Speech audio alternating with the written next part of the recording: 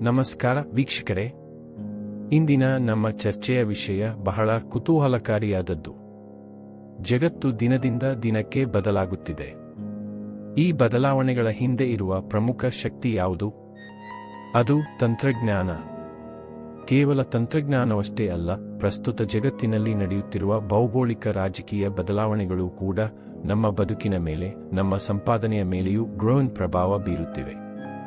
ಹಾಗಾದರೆ ಈ ಎರಡು ಅಂಶಗಳನ್ನು ಒಟ್ಟುಗೂಡಿಸಿ, ಅಂದರೆ ಪ್ರಸ್ತುತ ಜಾಗತಿಕ ರಾಜಕೀಯ ಪರಿಸ್ಥಿತಿಯಲ್ಲಿ ತಂತ್ರಜ್ಞಾನದ ಸಹಾಯದಿಂದ ಕೋಟಿಗಳಷ್ಟು ಸಂಪಾದನೆ ಮಾಡುವುದು ಹೇಗೆ? ಇದು ಕನಸಲ್ಲ, ಇದನ್ನು ನನಸಾಗಿಸಬಹುದು. ಹೇಗೆ ಅಂತ ಈ ವಿಡಿಯೋದಲ್ಲಿ ಸಂಪೂರ್ಣವಾಗಿ, ಸರಳವಾಗಿ ಕನ್ನಡದಲ್ಲಿ ತಿಳಿಯೋಣ ಬನ್ನಿ. ಈಗ ನೀವು ಕೇಳಬಹುದು, ಈ ಭೌಗೋಳಿಕ ರಾಜಕೀಯ ಮತ್ತು ತಂತ್ರಜ್ಞಾನದ ಸಂಗಮ ನಮಗೆ ಯಾಕೆ ಮುಖ್ಯ? ನಮಗೆ ಸಂಪಾದನೆ ಮುಖ್ಯ ಅಲ್ವಾ?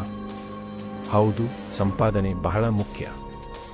ಆದರೆ ಈ ರಾಜಕೀಯ ಪರಿಸ್ಥಿತಿಗಳು ನಮ್ಮ ಆರ್ಥಿಕತೆಗೆ, ವ್ಯಾಪಾರಗಳಿಗೆ, ಉದ್ಯೋಗಗಳಿಗೆ ಹೇಗೆ ಅಡ್ಡಿಯಾಗಬಹುದು ಅಥವಾ ಹೊಸ ದಾರಿಗಳನ್ನು ಹೇಗೆ ತೆರೆಯಬಹುದು ಎಂಬುದನ್ನು ನಾವು ಅರಿಯಬೇಕು. ಉದಾಹರಣೆಗೆ, ಕೆಲವು ದೇಶಗಳ ನಡುವಿನ ವ್ಯಾಪಾರ ನಿರ್ಬಂಧಗಳು ಕೆಲವು ತಂತ್ರಜ್ಞಾನಗಳ ಲಭ್ಯತೆಯನ್ನು ಕಡಿಮೆ ಮಾಡಬಹುದು ಅಥವಾ ಹೊಸ ತಂತ್ರಜ್ಞಾನಗಳ ಅಭಿವೃದ್ಧಿಗೆ ವೇಗ ನೀಡಬಹುದು. ಇಂತಹ ಸಂದರ್ಭದಲ್ಲಿ ನಾವು ತಂತ್ರಜ್ಞಾನವನ್ನು ಸರಿಯಾಗಿ ಬಳಸಿಕೊಂಡರೆ ಅಡೆತಡೆಗಳನ್ನು ಅವಕಾಶಗಳಾಗಿ ಪರಿವರ್ತಿಸಿಕೊಳ್ಳಬಹುದು. ಇದು ಕೇವಲ ದೊಡ್ಡ ಕಂಪನಿಗಳಿಗೆ ಮಾತ್ರವಲ್ಲ, ನಿಮ್ಮಂತಹ ಸಾಮಾನ್ಯ ವ್ಯಕ್ತಿಗಳಿಗೂ ಅನ್ವಯಿಸುತ್ತದೆ. ನಮ್ಮ ಸುತ್ತಮುತ್ತಲಿನ ಬದಲಾವಣೆಗಳನ್ನು ಅರ್ಥ ಮಾಡಿಕೊಂಡು ತಂತ್ರಜ್ಞಾನದ ಜ್ಞಾನವನ್ನು ಬಳಸಿದರೆ ನಾವು ಕೂಡ ದೊಡ್ಡ ಮಟ್ಟದ ಯಶಸ್ಸು ಮತ್ತು ಸಂಪಾದನೆ ಕಾಣಬಹುದು. ಸರಿ, ಹಾಗಾದರೆ ಇದು ಕೆಲಸ ಮಾಡುವುದು ಹೇಗೆ? ಇಲ್ಲಿ 3 ಪ್ರಮುಖ ಅಂಶಗಳಿವೆ. ಮೊದಲನೆಯದು, ಜಾಗತಿಕ ರಾಜಕೀಯ ಪರಿಸ್ಥಿತಿಯನ್ನು ಅರಿಯುವುದು. ಯಾವ ದೇಶಗಳು ಒಂದಕ್ಕೊಂದು ಸ್ಪರ್ಧಿಸುತ್ತಿವೆ? ಯಾವುದರ ಮೇಲೆ ನಿರ್ಬಂಧಗಳಿವೆ? ಯಾವುದು ಈಗ ಮುಂಚೂಣಿಗೆ ಬರುತ್ತಿದೆ? ಇಂತಹ ಪ್ರಶ್ನೆಗಳಿಗೆ ಉತ್ತರ ಹುಡುಕಬೇಕು. ಉದಾಹರಣೆಗೆ, ದೇಶಗಳು ಸ್ವಾವಲಂಬನೆ ಕಡೆಗೆ ಗಮನ ಹರಿಸುತ್ತಿರುವುದರಿಂದ ದೇಶೀಯ ತಂತ್ರಜ್ಞಾನ ಉತ್ಪಾದನೆಗೆ ಮತ್ತು ಅಭಿವೃದ್ಧಿಗೆ ಹೆಚ್ಚು ಒತ್ತು ಸಿಗುತ್ತಿದೆ. ಎರಡನೆಯದು, ತಂತ್ರಜ್ಞಾನದ ಅರಿವು. ಯಾವ ತಂತ್ರಜ್ಞಾನಗಳು ಈಗ ಬೇಡಿಕೆಯಲ್ಲಿವೆ?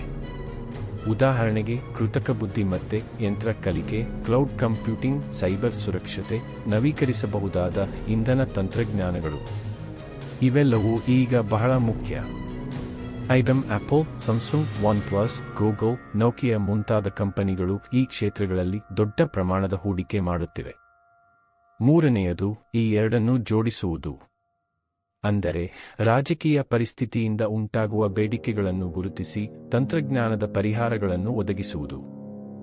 ಉದಾಹರಣೆಗೆ, ಕೆಲವು ದೇಶಗಳಲ್ಲಿ ನಿರ್ದಿಷ್ಟ ತಂತ್ರಜ್ಞಾನದ ಆಮದು ಕಷ್ಟವಾದರೆ ಅಲ್ಲಿ ಆ ತಂತ್ರಜ್ಞಾನವನ್ನು ಸ್ಥಳೀಯವಾಗಿ ಅಭಿವೃದ್ಧಿಪಡಿಸುವ ಅಥವಾ ಅದರ ಬದಲಿ ತಂತ್ರಜ್ಞಾನಗಳನ್ನು ಒದಗಿಸುವ ಅವಕಾಶಗಳು ಸೃಷ್ಟಿಯಾಗುತ್ತವೆ. ಆಂಡ್ರಾಯ್ಡ್ ಮತ್ತು ಐಫೋನ್ನಂತಹ ಸಾಧನಗಳು ಈ ಬದಲಾವಣೆಗಳಿಗೆ ಒಳಪಟ್ಟಿವೆ. ನೀವು ಒಂದು ಚಿಕ್ಕ ಉದ್ಯಮವನ್ನು ಪ್ರಾರಂಭಿಸಿ ಅಂತಹ ನಿರ್ದಿಷ್ಟ ಸಮಸ್ಯೆಗೆ ಪರಿಹಾರ ನೀಡಬಹುದು. ಇದರಿಂದಾಗುವ ಲಾಭಗಳು ಸಾಕಷ್ಟಿವೆ.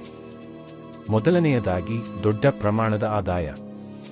ಜಾಗತಿಕ ಮಟ್ಟದಲ್ಲಿ ಸಮಸ್ಯೆಗಳಿದ್ದರೆ ಅದಕ್ಕೆ ಪರಿಹಾರ ನೀಡುವ ತಂತ್ರಜ್ಞಾನಗಳಿಗೆ ಹೆಚ್ಚಿನ ಬೆಲೆ ಬರುತ್ತದೆ. ಎರಡನೆಯದಾಗಿ, ಹೊಸ ಉದ್ಯಮಗಳಿಗೆ ಉತ್ತೇಜನ. ರಾಜಕೀಯ ಬದಲಾವಣೆಗಳು ಹೊಸ ಮಾರುಕಟ್ಟೆಗಳನ್ನು ತೆರೆಯಬಹುದು. ಮೂರನೆಯದಾಗಿ, ತಂತ್ರಜ್ಞಾನದಲ್ಲಿ ನಾವೀನ್ಯತೆ. ಸ್ಪರ್ಧೆ ಹೆಚ್ಚಾದಂತೆ ಹೊಸ ಮತ್ತು ಉತ್ತಮ ತಂತ್ರಜ್ಞಾನಗಳು ಹುಟ್ಟಿಕೊಳ್ಳುತ್ತವೆ. ನಾಲ್ಕನೆಯದಾಗಿ, ಉದ್ಯೋಗ ಸೃಷ್ಟಿ. ಇಂತಹ ಸಂದರ್ಭಗಳಲ್ಲಿ ತಂತ್ರಜ್ಞಾನ ತಜ್ಞರಿಗೆ, ಡೆವಲಪರ್ಗಳಿಗೆ ಮತ್ತು ಸಮಸ್ಯೆ ಪರಿಹರಿಸುವವರಿಗೆ ಹೆಚ್ಚಿನ ಬೇಡಿಕೆ ಇರುತ್ತದೆ. ಕೊನೆಯದಾಗಿ, ನಿಮ್ಮದೇ ಆದ ಒಂದು ಸ್ವತಂತ್ರ ವ್ಯಾಪಾರ ಕಟ್ಟಿಕೊಳ್ಳುವ ಅವಕಾಶ. ಆದರೆ ಇದರಲ್ಲಿ ಕೆಲವು ಸವಾಲುಗಳು ಇವೆ.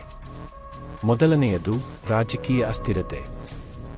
ದೇಶಗಳ ನಡುವಿನ ಸಂಬಂಧಗಳು ಕ್ಷಣಾರ್ಧದಲ್ಲಿ ಬದಲಾಗಬಹುದು.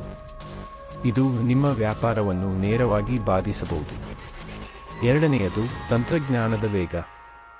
ತಂತ್ರಜ್ಞಾನ ಬಹಳ ವೇಗವಾಗಿ ಬದಲಾಗುವುದರಿಂದ ನಿರಂತರವಾಗಿ ಕಲಿಯುತ್ತಿರಬೇಕು. ಇಂದು ಯಶಸ್ವಿಯಾದ ತಂತ್ರಜ್ಞಾನ ನಾಳೆ ಹಳೆಯದಾಗಬಹುದು. ಮೂರನೆಯದು, ಸ್ಪರ್ಧೆ.